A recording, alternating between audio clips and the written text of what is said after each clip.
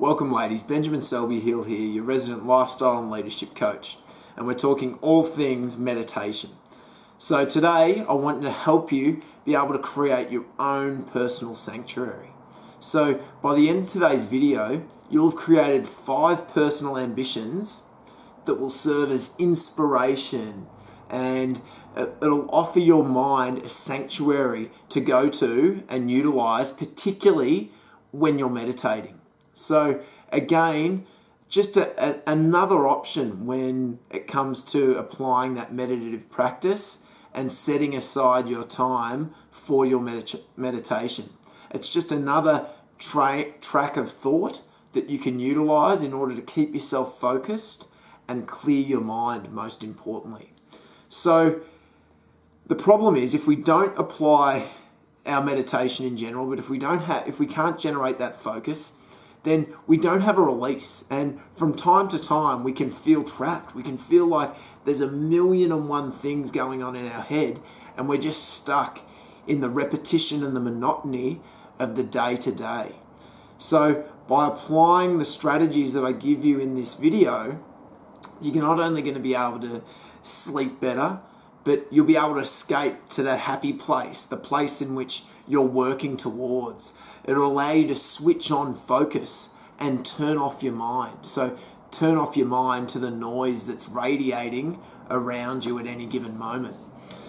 So at this point in time, I want you to ask yourself why. Why is it so important for you to be able to take greater mastery of your mind's eye and control the thoughts that are going on in your head and generate super focus on where it is that you're headed, and to be able to paint that vivid picture? Why is that so important for you? All right, now that you've had a moment to write that down, let's run through the key 4 principles to establishing effective personal ambitions, but then obviously tying them into that happy place and being able to create a visual image and representation you can use within your meditation. So firstly, you need to identify your passion. What is it that you're passionate about? What is it that you're working towards? Is it purely for you? Are you working towards material satisfaction and material goods, or educational satisfaction? Are you looking at growing your mind? Or is it family? Are you looking to grow a family? Generate more money, more material possessions? Whatever it may be, what's your passion? What's fueling you? Is it purely and simply trying to instill a healthy lifestyle within your family and have that rub-off effect on people around you? Now, if you're struggling to identify your passion, there's a couple of places we can look at it. We can find it. So our second principle is the first one of those. Look into your past. What are the things you've always been passionate about? What are the things that you've enjoyed doing that you perhaps want to do more of in the future? Could they perhaps form an ambition? Could they perhaps form a goal for you to strive towards? Is that something you're passionate about? Just detracting, I know for me personally, I've always been into exercise, but I didn't make that realization that health and leadership and exercise and lifestyle was my passion until I was about 25, after doing so many different courses. It wasn't until I looked back in the past and realized that a healthy lifestyle was something always I was striving towards. So you can identify your passion in the past, or our third principle, you can look to your future. What is it that you think about? What is it that you're striving towards? If you haven't put it into words, well, start to think about it and jot it down.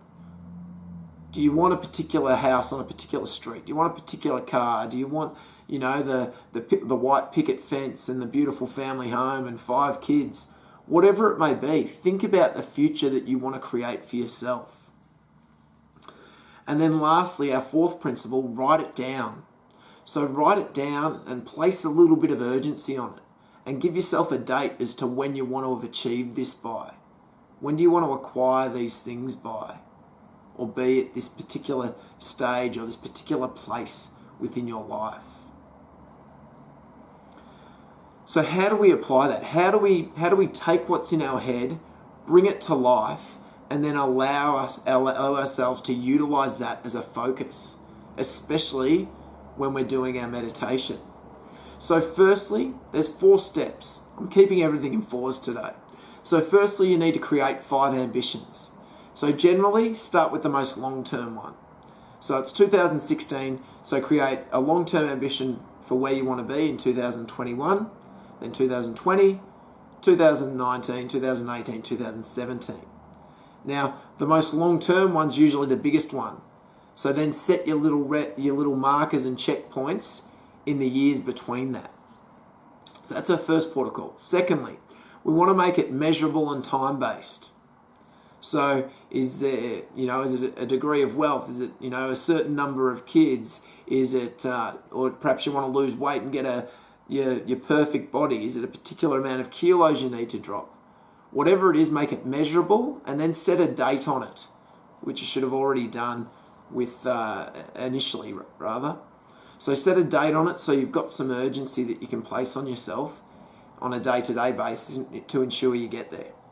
Lastly, or thirdly, write it down and commit them to memory so that you know them every day. So, for instance, for me, by July 25th, 2019, I'll live in Mexico with V, my partner, raising our children in an untouched paradise financially free.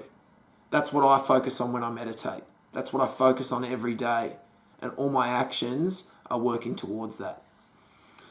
Then lastly, fourthly, create an ambition board and put it in a prominent place. So everything that you've written down as part of your goals, create a visual representation of all those images, of all those goals, those ambitions, and then put it in a prominent place so that you see it every day. It might be in your mirror, it might be on your fridge, whatever it may be, but it ticks over and it allows you to focus in on that at any given point in which you see it. But also I want you to commit that image to your headspace so that when you meditate, when you're taking that 5 minutes and when you've mastered focusing on your breathing, you can take yourself there and visualize and almost transport yourself to that very moment as if you're sitting there right here, right there and now in the present. Once you've done that, I want you to think about how that will be, how that image will be for you and your family in the future. What's it going to be like when you finally get there? Think about all those emotions and all the heightened senses, that sensory overload you'll feel. But in order to get there, we've got to remember, we've got to identify our passion first. And we can find that in our past or in our future. And then we set and date those objectives that we want to achieve and create our happy place, create our ambition board, as I've titled it. So I've set the instructions for you down below if you couldn't quite grasp it with me auditory. So run through the exercise and create your own ambition, create that happy place and that place that allows you to focus solely on whatever it is you need to focus on at any given point in time and gives you a sense of relief that you may struggle to be finding in your mind's eye when it's running overtime.